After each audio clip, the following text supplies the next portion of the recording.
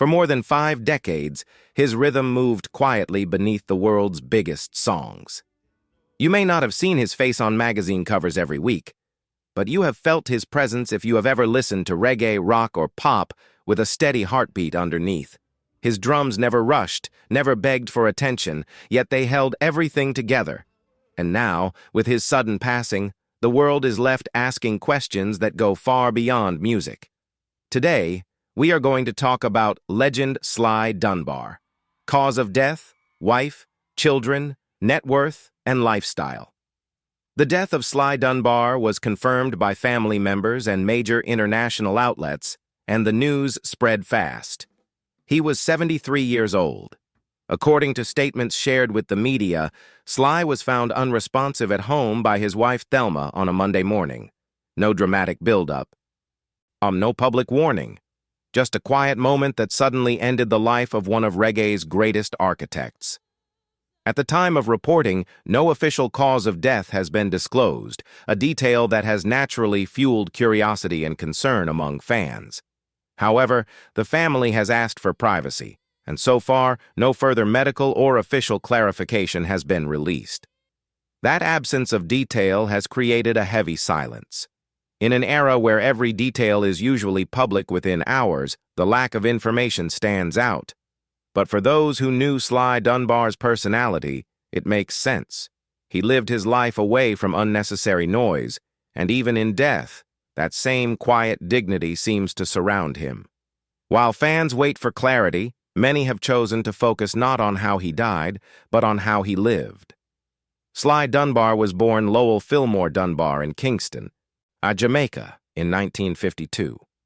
Kingston was not just his hometown, it was his training ground. Music filled the streets, the churches, the yards, and the late-night sound systems. Rhythm was not a subject you studied, it was something you absorbed by existing. From a young age, Sly showed an unusual connection to drums. He did not play loudly to impress. He played carefully to understand. As a teenager, Sly crossed paths with bassist Robbie Shakespeare, a meeting that would change reggae forever. Together they became Sly and Robbie, the most influential rhythm section the genre has ever known. Their partnership was not built on flash or competition, it was built on trust. Sly understood space, Robbie understood weight. Together, they created grooves that sounded effortless but were technically precise at the highest level. Very quickly, their reputation spread. Artists knew that if Sly and Robbie were on a track, the foundation would be unshakable. They became the backbone of recordings for reggae giants such as Bob Marley, Jimmy Cliff, Peter Tosh, Bunny Wailer, Lee Scratch Perry, and Junior Murvin. These were not background roles. These were defining contributions to songs that carried reggae across borders and generations. Sly Dunbar's career did not remain confined to reggae. As his influence grew, so did the range of artists who wanted his sound. He worked with Bob Dylan, the Rolling Stones, Grace Jones, Serge Gainsbourg, Mick Jagger, and many others. What made these collaborations special was that Sly never lost his identity. Even when playing rock or pop, his drumming carried reggae discipline. He did not adjust his soul to fit the genre. He brought the genre to him. Music critics often describe reggae as simple. Sly Dunbar spent his life quietly disproving that idea. His genius was restraint. He knew exactly when to play and when not to. Silence mattered to him. Space mattered. This is why countless musicians can imitate reggae patterns, but very few can truly master them. Sly did not imitate reggae. He defined it. One of his earliest breakthrough moments came in 1971, when his recorded appearance on Dave and Ansel Collins's Double Barrel reached #1 on the UK charts. That success opened doors far beyond Jamaica.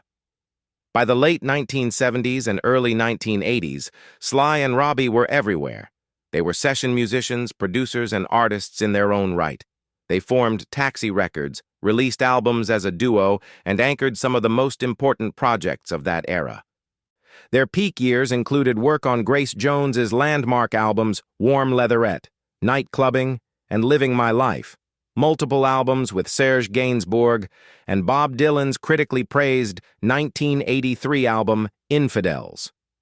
Across decades, Sly and Robbie released more than 30 albums together, with Sly also putting out solo projects that showcased his individual vision. Recognition followed, even if Sly never chased it.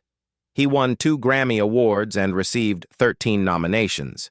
Yet those close to him say awards were never his motivation. His focus was always the groove, the feel, and the discipline of the music. Fame was a side effect, not a goal. When it comes to Sly Dunbar's wife and children, he was famously private. His wife, Thelma Dunbar, confirmed his passing and has been the family's primary public voice during this time. Beyond that, Sly kept his family life away from the spotlight.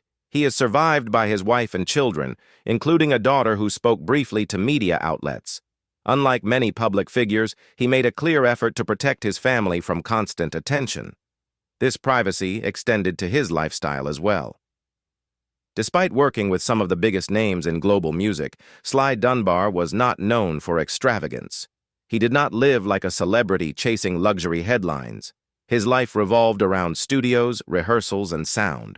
Friends and collaborators often described him as focused, grounded, and deeply committed to his craft rather than status or display. As for net worth, considering his decades of work, production credits, touring history, Grammy wins, and the long-term value of his recorded catalog, the industry observers believe Sly Dunbar built a solid and comfortable fortune. His income came from steady, respected work rather than flashy endorsements, which aligns with the way he lived his life. Since his passing, social media has transformed into a global tribute space. Fans are sharing rare recordings, studio stories, and drum breakdowns that highlight just how advanced his sense of timing truly was. Younger musicians are rediscovering his work and realizing that much of modern rhythm, even outside reggae, traces back to Sly Dunbar's approach. In Jamaica, radio stations devoted hours of uninterrupted programming to his music.